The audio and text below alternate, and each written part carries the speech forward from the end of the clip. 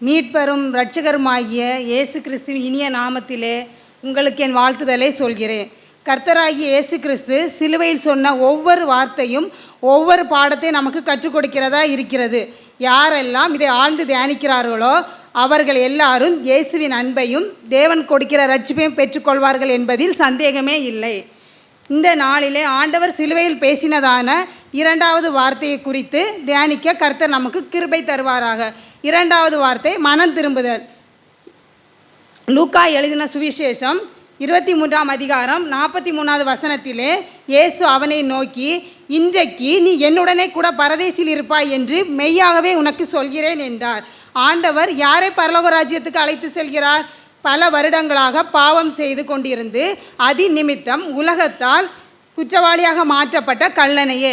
நமக்கு ஒரு காரியம் ஒருவேளை புரியாத புதிராக இருக்கும். இத்தனை பாவங்கள் செய்த மனுஷனை அவர் எப்படி பரலோக ராஜ்யத்துக்கு அனுமதிக்க முடியும்? இது அநியாயம் அல்லவா என்று கூட நினைக்கிற காரியம் உண்டு. வேதம் சொல்கிறது, அவர் பரிசுத்தர், அவர் நீதி உள்ளவர்.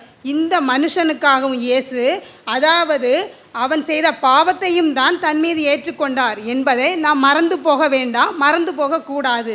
அவன் மனம் திரும்பி இயேசுவை பாவம் இல்லாதவர் என்று அறிக்கை செய்தானோ அப்பொழுதே அவனுக்காக ஒரு இடத்தை பரலோகத்தில் ஆயத்தம் பண்ணிவிட்டார். கர்த்தருடைய பிள்ளையே, அந்த கடைசி நேரத்தில் கூட அவன் மனம் திரும்புகிற ஒரு இறுதி அவனுக்குள்ளே இருந்ததை அறிகிறோம்.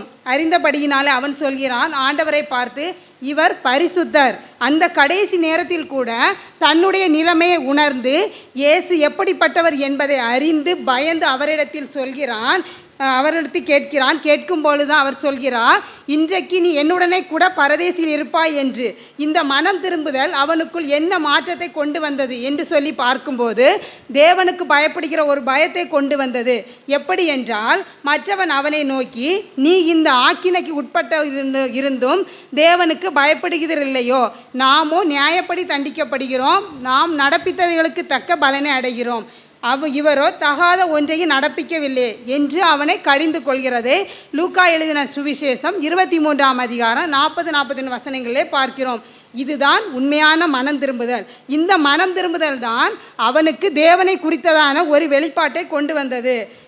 இன்றைக்கு எத்தனை பேருக்கு இந்த மனம் திரும்புகிற இருதயம் இருக்கிறது? நாமோ நியாயப்படி தண்டிக்கப்படுகிறோம். இவரோ எந்த குற்றமும் செய்யவில்லை, இவர் பரிசுத்தர், இவர் நீதி உள்ளவர் என்பதை அவன் அறிந்து கொண்டான். அதனால்தான் அவனுக்குள்ளே தேவனுக்கு பயப்படுகிற ஒரு பயம் இருக்கிறது என்பதை நாம் இதில் பார்க்கிறோம். இன்று அநேகர் இயேசுவை குறித்தான ஒரு வெளிப்பாட்டை பெற்றுக்கொள்ளாமல் இருப்பதற்கு காரணம் மெய்யான மனம் திரும்புதல் அங்கே நடைபெறுவதே இல்லை. ஆகவே தான் இன்னும் பலர் பாவியாகவே இருந்து கொண்டிருக்கிறார்கள். வேதம் சொல்கிறது, மனம் திரும்புங்கள், பரலோக ராஜ்யம் சமீபத்திருக்கிறது என்று சொல்லி மத்தேயு எழுதின சுவிசேஷம் 3ஆம் அதிகாரம் 2ஆம் வசனத்தில் சொல்லப்பட்டிருக்கிறது நாம் பார்க்கிறோம். இப்பொழுதே மனம் திரும்புங்கள். ஏனென்று சொன்னால் நம்முடைய இயேசு சீக்கிரம் வரப்போகிறார். அவரை சந்திக்க ஆயத்தப்பட வேண்டிய ஒரு நாட்களிலே நாம் கடந்து வந்திருக்கிறோம். ஆகவே அந்த கள்ளனுக்கு அங்கே கொடுக்கப்பட்ட அந்த கடைசி நேரத்தில் கூட அவன் ஆண்டவர் அண்டையை திரும்புகிறான். ஒரு மனம் திரும்புதல் அவனுக்கு வந்தது. இந்த தேவன் பரிசுத்தர், இந்த தேவன் நீதி உள்ளவர் என்கிற பயம் அவனுக்குள்ளே இருந்தது. இன்று ஆண்டவருடைய பிள்ளை என்று சொல்கிற நமக்கு அந்த தெய்வ பயம் இருக்கிறதா என்பதை இந்த நாளிலே நாம் சற்று திருப்பி பார்க்க நாம் கவனிக்க வேண்டியவராய் இருக்கிறோம். அவர் தகாத ஒன்றையும் செய்யவில்லை. இன்றைக்கு இந்த சிந்தை நமக்கு இருக்கிறதா? ஆண்டவர் பரிசுத்தர் என்கிற, ஒரு பாவம் செய்யாதவர் என்கிற சிந்தை நமக்குள்ளே இருக்கிறதா? அப்படிப்பட்ட மனம் திரும்புதல் இன்றைக்கு நமக்கு தேவை.